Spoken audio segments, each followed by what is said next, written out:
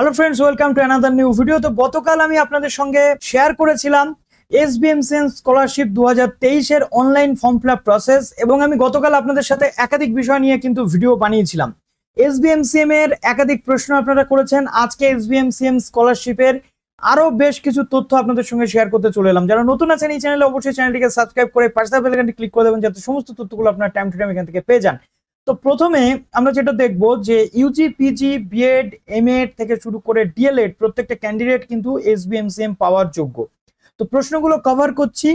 এখানে একজন জুই দাস বলে একজন ফার্স্ট কমেন্ট করেছেন যে দাদা, আমি 2021-এ গ্রাজুয়েশন পাশ করেছি, তারপর এনএসইউ থেকে পিজি করেছি, এখন আমার সেকেন্ড ইয়ার এক্সাম হয়নি। আমি এবছর বিএড এ ভর্তি হয়েছি, তো আমি কি স্বামী বিবেকানন্দ স্কলারশিপটা পাবো? আপনার পক্ষে স্বামী বিবেকানন্দ স্কলারশিপ পাওয়াটা খুব চাপের, কারণ আপনি গ্রাজুয়েশন দেখিয়ে বিএড এ ভর্তি হয়েছেন। আপনার রিসেন্ট কোর্স কিন্তু গ্রাজুয়েশন নয়, আপনার রিসেন্ট কোর্স চলছে পিজি। অর্থাৎ যদি লাস্ট কোর্স আপনাকে দেখাতে বলা হয়, আপনি ইউজিটা যদি দেখান সেক্ষেত্রে প্রবলেম হতে পারে, কারণ অলরেডি আপনি পিজি করছেন। তো যদি আপনি পিজির মার্কশিটটা প্রডিউস করতে পারেন তাহলে আপনি আবেদন করতে পারবেন, না হলে কিন্তু পারবেন না। কর্পোরেশন এরিয়াতে বিডিওর ইনকাম সার্টিফিকেট ভ্যালিড। দেখুন, বিডিও অ্যাকচুয়াল হয় ব্লক ডেভেলপমেন্ট অফিসে, অর্থাৎ রুরাল এরিয়াতে বিডিও সার্টিফিকেট সেখানে মেনশন করা হয়েছে। বাট আপনি যদি কর্পোরেশন এরিয়াতে মিউনিসিপাল চেয়ারম্যান বা মিউনিসিপাল যিনি কমিশনার রয়েছেন বা কাউন্সিলর, সেখান থেকে আপনি সার্টিফিকেট নিতে পারবেন, যেমনটা ওখানে মেনশন রয়েছে। তার বাইরে সার্টিফিকেট নিলে কিন্তু গ্রান্টেড হবে না। তারপরে হচ্ছে এম এর পর ডিএলএড করছি, আমি কি অ্যাপ্লাই করতে পারবো? অবশ্যই অ্যাপ্লাই করতে পারবেন, যদি আপনি রিসেন্ট অর্থাৎ কারেন্ট ইয়ারে এমএ কমপ্লিট করে, অর্থাৎ 23-এ বা 22-এ আপনি কমপ্লিট করে ডিএলএড করতে আসেন।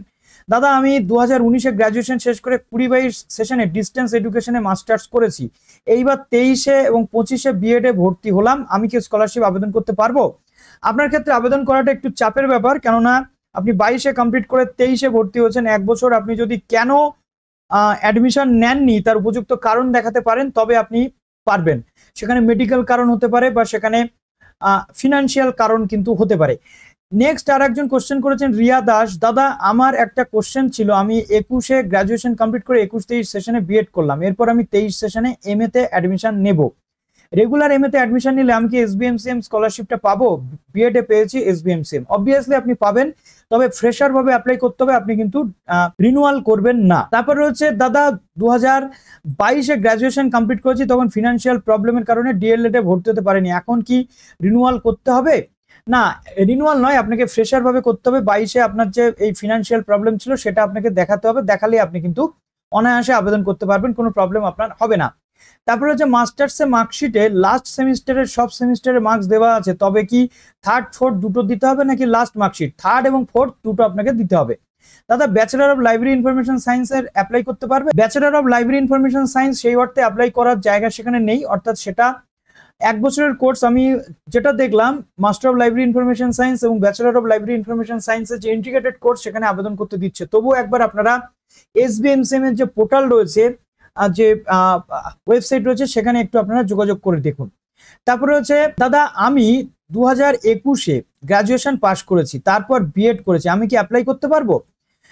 না, আপনি এখন রিসেন্ট কোনো কোর্সে যদি না থাকেন তাহলে আপনি আবেদন করতে পারবেন না। সঙ্গীতা সাহা বলছে, ফর্ম ফিল আপের লাস্ট ডেট কবে? ফর্ম ফিল আপ চলবে ডিসেম্বর জানুয়ারি পর্যন্ত চলবে, তোমরা ফর্ম ফিল আপ করতে থাকো, কোনো প্রবলেম নেই।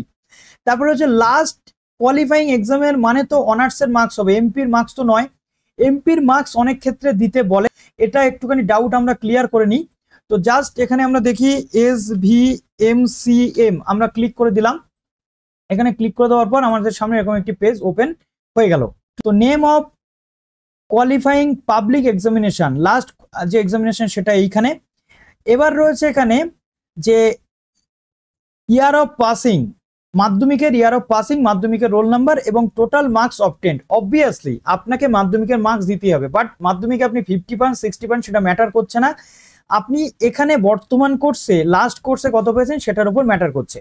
আশা করছি এখান থেকে আপনাদের যে ডাউট সেটা ক্লিয়ার হয়ে গেল। মাধ্যমিকের অবশ্যই দিতে হবে মার্কস, এবং সঙ্গে লাস্ট এক্সামিনেশনের মার্কসটাও দিতে হবে। দাদা, আমি এমএ তে স্কলারশিপ পেয়েছি SVMCM 21-23, আমি বিএড এ অ্যাডমিশন নেব 23-25, আমি কি বিএড এর স্কলারশিপটা পাবো? অবভিয়াসলি পাবেন, ফ্রেশার ভাবে অ্যাপ্লাই করুন। আফটার পিজি বিএড বা ডিএলএড করলে পাওয়া যাবে? অবভিয়াসলি পাওয়া যাবে। যারা বিপিএড করছে তারা কত টাকা পাবে? বিপিএড এর জন্য বিএড এর যা রেট সেই রেটটাই কিন্তু ধার্য হবে, ঠিক আছে। অলমোস্ট আমি আপনাদেরকে দেখিয়ে দিয়েছিলাম, একবার একটুখানি আপনাদেরকে আমি দেখিয়ে দিই কি বলছে। মোটামুটি অ্যাবাউট সেকশনে যেতে হবে, এর জন্য অ্যাবাউট সেকশনে গিয়ে একদম নিচে দেখতে হবে এই যে জায়গাটা রয়েছে আপনাদের এই ইউজি প্রফেশনাল কোর্স, বা এই যে 24,000 মোটামুটি আপনি পেতে পারবেন, 18 থেকে 24,000 আপনি কিন্তু পাবেন, চিন্তা করার কোনো কারণ নেই। তারপরে রয়েছে দেখুন আদার স্টেটের গ্রাজুয়েশন 2023 অ্যাডমিশন নিয়েছি, তাহলে স্কলারশিপ পাবো? একদমই নয়, আদার স্টেটে নিলে হবে না, আমাদের এই স্টেটের ক্যান্ডিডেটরাই একমাত্র এলিজিবল, অর্থাৎ এই স্টেটে আপনাকে পড়তে হবে। তারপরে রয়েছে দেখুন আমাদের এছাড়াও আমাদের বাদবাকি যে ভিডিওগুলো রয়েছে বিভিন্ন কোর্স রিলেটেড, এই ডান পাশে এগুলো আপনারা একটু দেখতে পাচ্ছেন, দেখে নিলে আপনাদের সুবিধা। তারপরে রয়েছে নেক্সট রয়েছে ইউজিতে স্কলারশিপ পেয়েছে, ডিস্টেন্সে পিজি করলে স্কলারশিপ পাবে না? হেমন্ত দলুই স্যার একদমই পাবে না, ডিস্টেন্সে স্কলারশিপ দেওয়া হয় না। দাদা টপার এবং নন টপারের ব্যাপারটা একটু বুঝিয়ে দিন, আমি বুঝতে পারছি না। এটা লিখেছে কি মিস্তা জোন, যাই হোক। তো প্রথমত টপার বলতে কাদের বোঝায়? যারা আমাদের কলেজ বা ইউনিভার্সিটিতে বা স্কুলে কোনো ক্লাসে টপ করে, 1 থেকে 10-এর মধ্যে বা 1 থেকে 5-এর মধ্যে থাকে, তারা হচ্ছে টপার লিস্টে আসে। আর যদি কেউ র্যাঙ্ক না করে সেক্ষেত্রে তারা নন topper. Swami Vivekananda class 12-এ new apply হবে। আপনি যদি 11-এ অ্যাপ্লাই না করেন তাহলে 12-এ কিন্তু সেই অর্থে পাওয়া যায় না, বাট আপনি একবার চেষ্টা করে দেখতে পারেন, ঠিক আছে। যদি 11-এর পর অনেক ক্ষেত্রে এতদিন আবেদন হয়েও গেছে, আপনাকে 11-এই আবেদন করতে হয়, যে কোনো সেশনের প্রথম ক্লাসে আপনাকে আবেদন করতে হয়। যদি আপনি ফার্স্ট ইয়ারে অ্যাপ্লাই না করেন, সেকেন্ড ইয়ারে গিয়ে আপনি আর কিন্তু আবেদন করতে পারেন, এটা হচ্ছে সিস্টেম।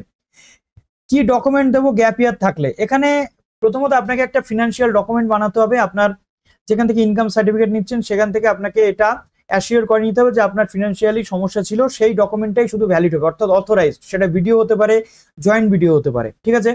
দ্বিতীয়ত রয়েছে মেডিকেল, কোনো মেডিকেল প্র্যাকটিশনার বা কোনো এমবিবিএস ডক্টরের আন্ডারে যদি আপনি অসুস্থ থেকে চিকিৎসা করেন তাহলে আপনি সেখান থেকেও কিন্তু এই সার্টিফিকেটটা নিতে পারেন। দাদা লয়ের স্টুডেন্টদের জন্য কত পার্সেন্ট লাগবে? সব 60% বাবা, কোনো চাপ নেই। তারপরে রয়েছে দাদা অ্যান্সার দিবেন, বিএতে অ্যাপ্লাই করার পর আবার বিএ কোর্স শেষ হয়ে ডিএলএড কোর্স থাকলে অ্যাপ্লাই করা যাবে? অবশ্যই। ডিএলএড থেকে অ্যাপ্লাই করলে টাকার অ্যামাউন্ট কত? ডিএলএড থেকে অ্যাপ্লাই করলে এই যে টাকার অ্যামাউন্ট এখানে কি দেওয়া রয়েছে, ডিএলএড এর কথা বলে দেওয়াই হয়েছে, 1000 টাকা করে ইয়ারলি, ঠিক আছে, সরি 1000 টাকা করে মান্থলি, অর্থাৎ 12,000 টাকা পাবে তুমি বাবা। তারপরে এবার তুমি চলে এসো নেক্সট কোশ্চেনে। বলছিলাম এনএসইউ থেকে 2023-এ এমএ কমপ্লিট করেছি, রেজাল্ট পেয়েছি, কিন্তু মার্কশিট পাইনি, আমি ডিএলএড এ ভর্তি হয়েছি, আমি কি অ্যাপ্লাই করতে পারবো?